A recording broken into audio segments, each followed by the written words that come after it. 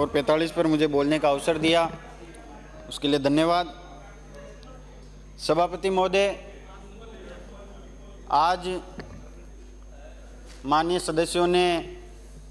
इंदिरा गांधी नहर परियोजना पर अपनी अपनी चर्चा की। मैं उस बात को आगे बढ़ाते हुए इस सदन में कहना चाहूँगा कि इंदिरा गांधी नहर परियोजना लगभग 10 जिलों की एक जीवनदायिनी के रूप में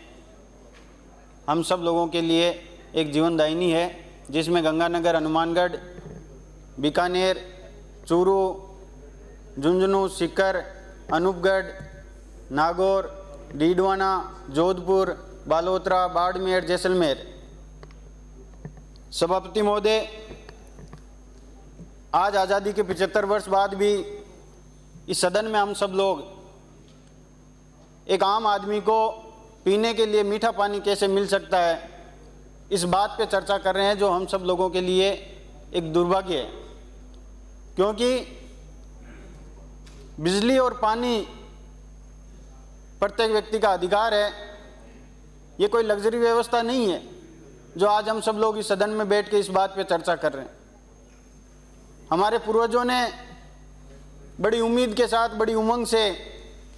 ऊंट गाड़ी से इस नहर को बनाने के लिए दिन रात एक किए, और समय की मार देखिए सभापति महोदय, भूमि का जल स्तर भी कम हो गया और आज हम सब लोग केवल और केवल इस इंदिरा गांधी नहर परियोजना के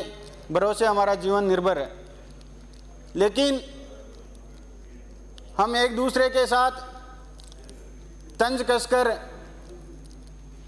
या झूठी या असत्य बातें बोलकर इस सदन में यहाँ से चले जाएंगे, लेकिन इस प्रदेश की जनता प्यासी की प्यासी रह जाएगी। सरकारें चाहे किसी की भी रही हो सभापति महोदय, मैं ये नहीं कहता बीजेपी कांग्रेस, हम सब लोगों का दायित्व बनता है, इस सदन में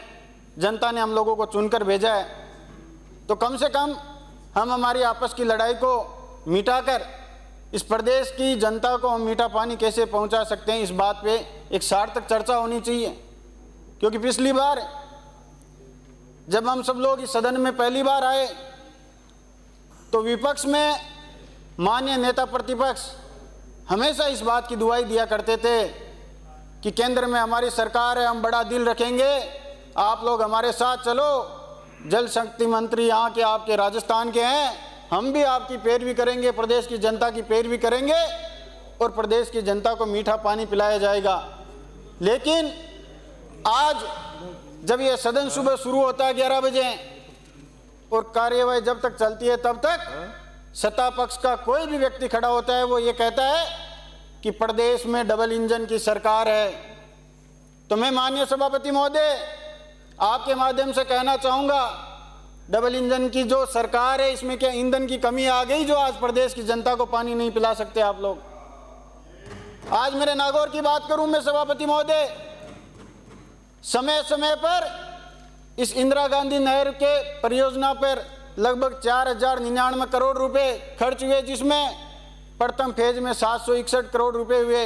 और उसके बाद जायल में जायका प्रोजेक्ट की हमारी यूपीए सरकार के दरमियान 2938 करोड़ रुपए की शुभारंभ कर हमारे नागौर को मीठा पानी पिलाने के लिए इस योजना को लागू किया गया। और उसके बाद आज भी वर्तमान में लगभग 400 करोड़ रुपए का काम चालू है। लेकिन माननीय सभापति महोदय, मैं आपसे आपके माध्यम से कहना चाहूँगा कि वर्तमान में जो बजट पेश हुआ उसमें किलो और महलों पे 5000 करोड़ रुपए की राशि इन्होंने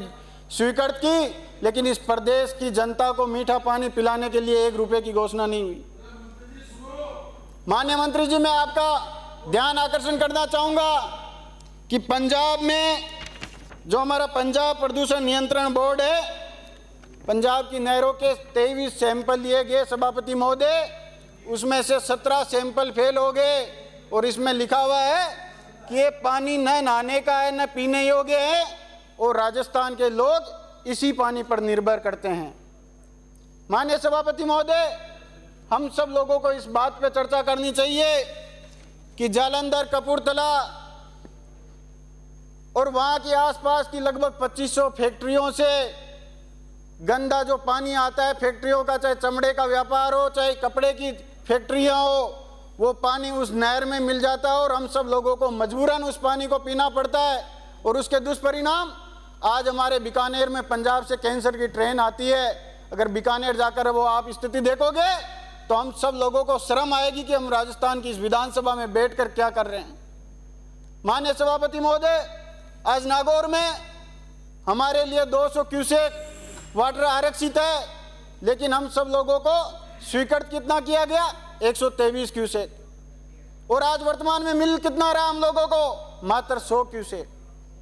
माननीय सभापति महोदय, मैं माननीय मंत्री जी से कहना चाहूंगा, क्योंकि मेरे पड़ोसी भी हैं और खुंडियास वाले बाबा का जब कार्यक्रम होता है, क्योंकि बाबा का मंदिर हम दोनों की सीमा पर है, आधा इनका आधा हमारा,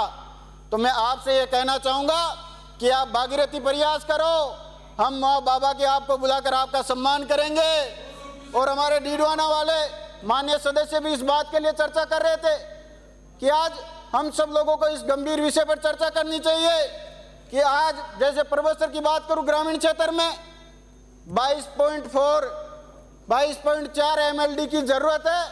लेकिन हमें केवल मात्र 13.4 MLD पानी दिया जा रहा है। शहरी क्षेत्र की बात करूं 2.4 MLD की जरूरत है, लेकिन 1.3 MLD दिया जा रहा है। माननीय सभापति महोदय, मैं आपके माध्यम से मंत्री जी से कहना चाहूंगा कि ये जो कंपनियां काम करती है, इनका संचालन करने तक VTC तक इनका काम होता है। उसके बाद